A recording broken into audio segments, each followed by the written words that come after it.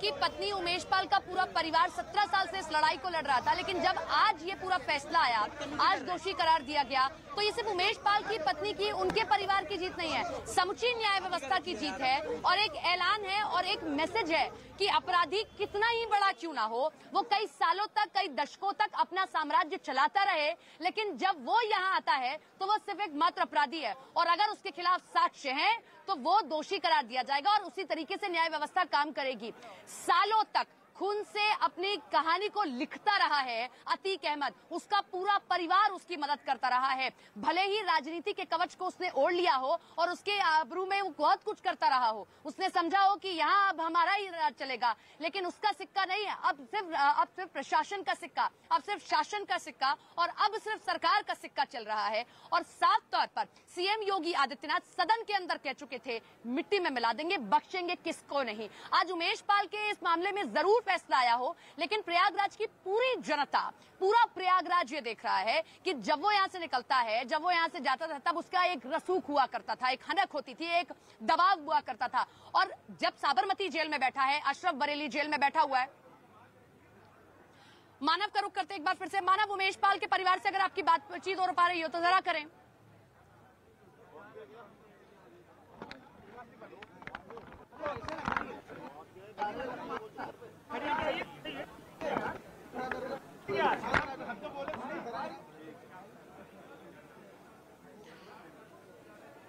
ठीक है, मानव का रुख करेंगे क्योंकि मानव का भी हमें नेटवर्क नहीं मिल पा रहा है और मानव से बातचीत नहीं हो पा रही है। लेकिन इस बीच ये बड़ी खबर आप देख रहे हैं, सबसे पहले दोषी करार दिया गया और तीनों दोषियों को, लेकिन सबसे बड़ी बात है अशरफ को यहां बरी कर दिया गया। यूं तो हर एक आपराधिक कहानी में जो रचता है अतीक, उसके साथ में अशरफ भी उसका उतना ही सिपासलार होता है, लेकिन अतीक नहीं, अशरफ को बरी कर दिया गया क्योंकि अशरफ के खिलाफ उतने साक्ष्य नहीं मिले।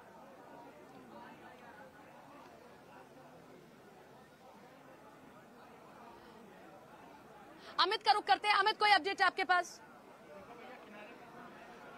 देखिए, आजीवन कारावास तो दिया गया है अतीक और उस समय दो और दोषियों को, और साथ ही साथ 1 लाख रुपए का जुर्माना, 1 लाख रुपए का जुर्माना सभी दोषियों पर, यानी अतीक अहमद को भी 1 लाख रुपया देना पड़ेगा, कोर्ट में जमा कराना पड़ेगा, और साथ ही साथ 2 और दोषियों को भी 1 लाख रुपया जमा कराना पड़ेगा। और ये जो अमाउंट है, ये अमाउंट पीड़ित परिवार को जाएगा, यानी उमेश पाल परिवार को जाएगा। मैं एक तस्वीरें यहाँ पर दिखा दूं। अभी अतीक अहमद मुर्दाबाद के नारे लगातार यहाँ से लगाए जा रहे थे, तस्वीरें आप देख सकते हैं यहाँ पर कि अतीक अहमद मुर्दाबाद के नारे यहाँ से तुरंत लगाए जा रहे थे। और यहाँ पर देखिए तस्वीरों में वकील जो है, जैसे ही आजीवन कारावास हुआ उसके बाद वकील जो है काफी ज्यादा तादाद में एक बार फिर प्रेमाइसेस के बाहर आ गया है।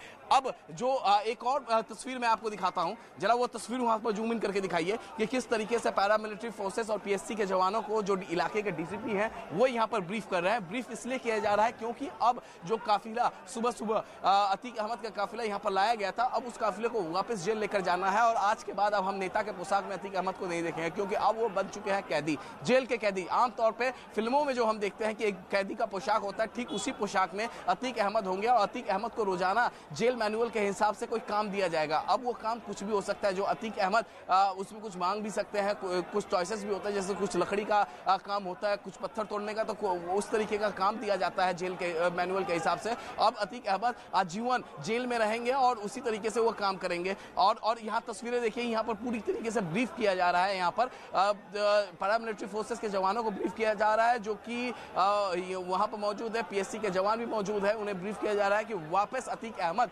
को लेकर जाना है जेल। और इसके अलावा अशरफ, जो दोषमुक्त हुआ है अतीक अहमद का भाई, उसे भी लेकर जाना है जेल। तो यहाँ पर देख सकते हैं आप तस्वीरों में। इसके अलावा खुशी की लहर, जो उस अतीक अहमद का काफी ज्यादा दबदबा था, काफी ज्यादा आतंक था, लोग दहशत में थे, आज उस अतीक अहमद के सामने ही अतीक मुर्दाबाद के नारे लग रहे हैं और उसी अतीक अहमद के सामने अतीक को फांसी दो के नारे लगाए गए कोर्ट रूम के बाहर। वो तस्वीरें भी हमने लगातार दर्शकों को दिखाई है। तो यहाँ पर देखिए किस तरीके से हम लगातार विजुअल्स दिखा रहे हैं कि किस तरीके से कोर्ट प्रेमाइसेस के बाहर यहाँ पर वकीलों की भीड़ है, वकील इकट्ठा है, क्योंकि सुरक्षा के दृष्टिकोण से वकीलों को भी बाहर कर दिया गया था।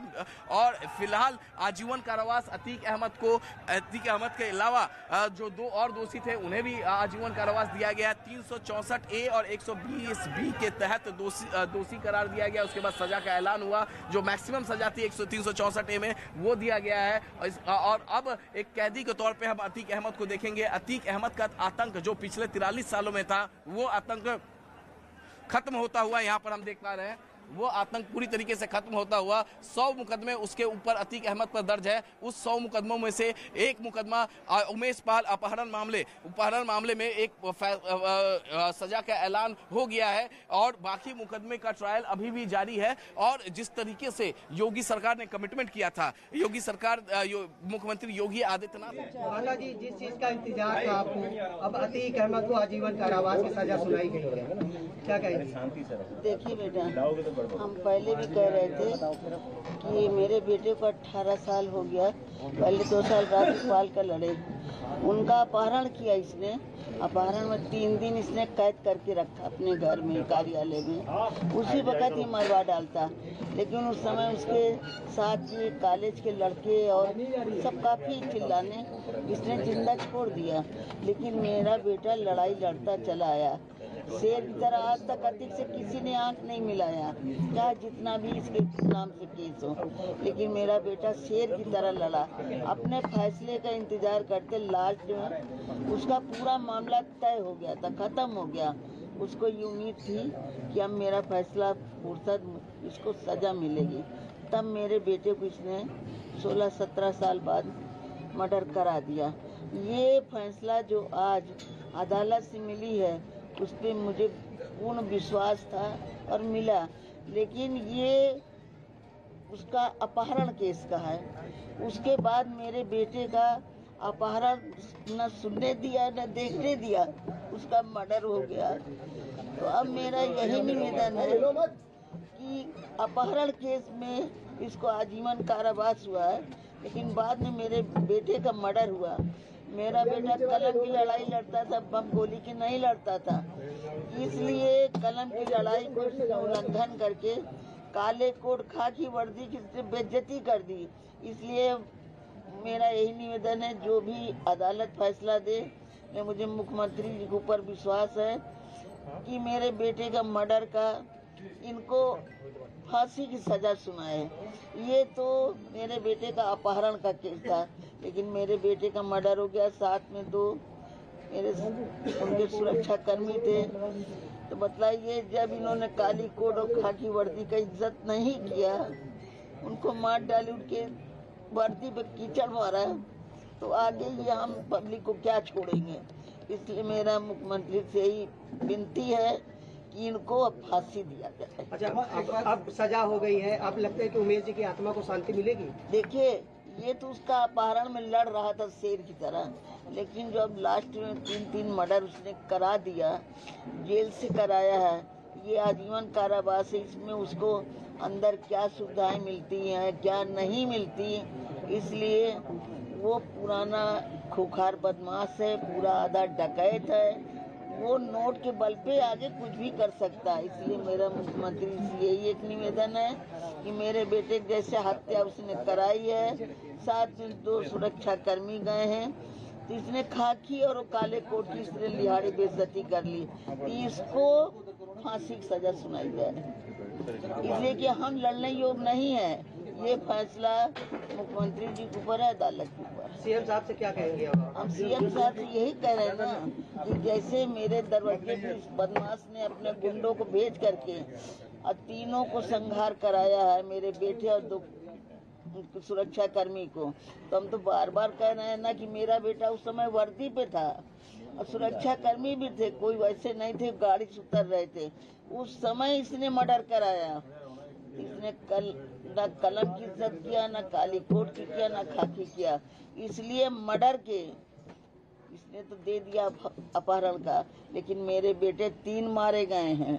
इसलिए मेरा मुख्यमंत्री जी से यही गुहार है कि इनको फांसी दिया जाए, इनको जिंदा न रखा जाए। हाईकोर्ट में अपील करेंगे कि 7 आरोपियों को बरी कर दिया गया है। इसमें अशरफ एक है, अतीक का भाई जो अशरफ है उसको बरी कर दिया गया है। टोटल 7 लोग बरी कर दिए गए हैं। लेकिन उसमें तो मेरे बेटे ने बताया था 10 लोगों के। वो सब जो वकील आएंगे हमारे तो सारी चीजें वो बताएंगे। अब ये है कि मेरे बेटे का जो मर्डर हुआ है उसमें तो किसी ने देखा नहीं, वो तो पूरा सीसी फुटेज में दिखा रहा है। अब उस पर जो भी निर्णय ले अदालत या मुख्यमंत्री जी जो भी निर्णय ले, वो तो सीसी कैमरे में पूरा कैद है। आप फांसी की मांग कर रहे थे लेकिन उम्र कैद की सजा दी गई है, तो क्या आपको डर बना रहेगा आपके मन के अंदर, जैसा कि आप पहले भी बता रहे थे? हमने क्या कहा बेटा कि देखिए उसको आजीवन कारावास दिया, लेकिन ये जेल के अंदर उसको पूरी सुविधाएं मिलती है, पूरी सुविधाएं मिलती, तो हम क्या जाने कि वहाँ से क्या सब कुछ करा सकता है। मतलब आप जेल में जाएगा लेकिन घटना को अंजाम दे सकता है, दे सकता है, अभी भी दे सकता है। आप उम्र कैद से संतुष्ट हैं? सजा मिली उससे संतुष्ट? जज ने जो जजमेंट किया है वो ठीक है, मैं उनकी बातों का विरोध नहीं करूंगी। उन्होंने क्योंकि मेरे आदमी का अपहरण केस था, इस वजह से वो जो जजमेंट दिया उन्होंने वो ठीक किया है। लेकिन मैं अब जो है माननीय मुख्यमंत्री जी से निवेदन करूंगी, क्योंकि वो मेरे पिता समान है, मैं अकेले हूँ, मेरे साथ कोई लड़ने वाला नहीं है। मैं उन्हीं से याचना करूंगी कि उस आदमी को, उसके पूरे परिवार को, चाहे अतीक हो, चाहे अशरफ हो, चाहे उसका लड़का हो, चाहे कोई भी हो, जब तक उनको खत्म नहीं किया जाएगा तब तक ये आतंक चलता रहेगा। एक सवाल हो रहा है, ये किडनैपिंग वाला मामला था और इसमें जो अतीक का भाई अशरफ है वो भी आरोपी था, लेकिन वो दोष नीचे से उस मामले को लेकर आप क्या कहेंगे? क्योंकि इसमें दोनों पे एक ही धारा की तहत केस दर्ज किया गया था, लेकिन अशरफ दोष मुक्त हुआ। मेरे वकील आ करके इसका जजमेंट बताएंगे कि क्या उस अशरफ के साथ क्या हुआ है, क्या नहीं हुआ है, ये मुझे जानकारी नहीं है। ठीक, आगे वाली कोर्ट में भी अपील करने की बात सामने आएगी? हाँ बिल्कुल आएगी। हाईकोर्ट? जी बिल्कुल, मैं अपने आदमी का जो इन्होंने हत्या कराया है, मैं इसके आगे भी इसके सिलसिले को करूंगी, जरूर करूंगी। माता जी एक सवाल, जो लड़ाई आपके पति लड़ रहे थे उस लड़ाई को आप आगे लड़ेंगी? आप ये बिल्कुल लड़ूंगी, क्योंकि मुझे न्याय चाहिए, आतंक नहीं चाहिए। आतंक का मतलब है कि फिर आप भी हो सकते हैं, मैं भी हो सकती हूँ, अगला कोई और भी हो सकता है। मैं इसलिए चाह रही हूँ कि उसका आतंक खत्म हो, चाहे जैसे भी खत्म हो। अब आपको अपने परिवार के ऊपर भी चिंता है, कहीं जिस तरह से आपके पति का मर्डर कराया, कहीं आपके ऊपर, आपके घर वालों के ऊपर हमला ना हो? जी बिल्कुल हो सकता है, इसीलिए तो मैं कह रही हूँ ना कि जड़ से खत्म करना जरूरी है। ये आदमी रहना नहीं चाहिए, चाहे जैसे भी है।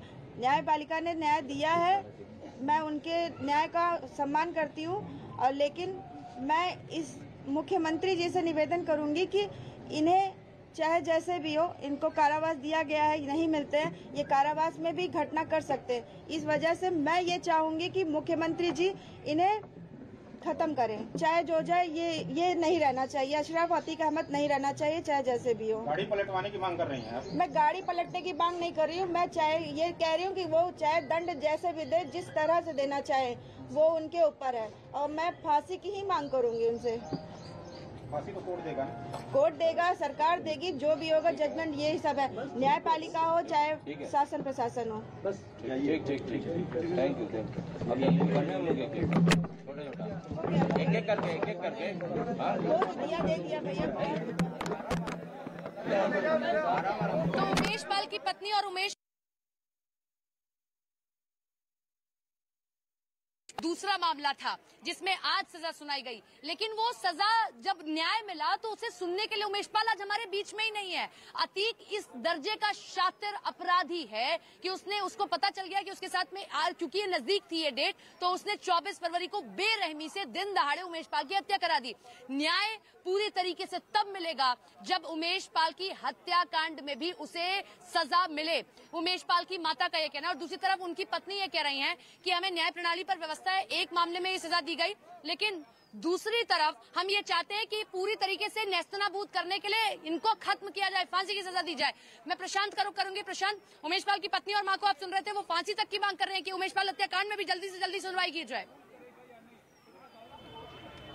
ये एक बेहद अहम और बड़ी खबर है इस वक्त की। उमेश पाल के वकील ने जो लंबी लड़ाई लड़ी, हमसे जो बातचीत करते हुए ये बात साफ कह रहे हैं कि हमने फांसी की सजा की मांग की थी, लेकिन अब आदेश पढ़ने के बाद हम इस पर अपील भी कर सकते हैं, क्योंकि परिवार भी संतुष्ट नहीं और हम भी। लेकिन जो सबसे खास बात उन्होंने बताई है कि ये पहली बार हुआ है कि इतनी लंबी लड़ाई के बाद में अतीक अहमद को जिंदगी में लगे तमाम आरोपों के बाद पहली बार सजा का ऐलान किया गया, और ये सजा साफ करती है जो ये दयाशंकर मिश्रा जा रहे हैं अतीक अहमद के वकील, और लोग ताली बजा रहे हैं। ये देखिए, ये उनसे बातचीत करने की कोशिश करेंगे हम।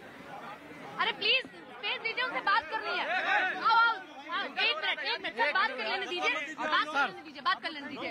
सर एक बात, नहीं आप कहीं और लगाएंगे अभी सेशन कोर्ट में हुआ, क्या आगे चुनौती देंगे? ये दे दिया सब लोगों को। कहाँ पर? हाई कोर्ट में? नहीं।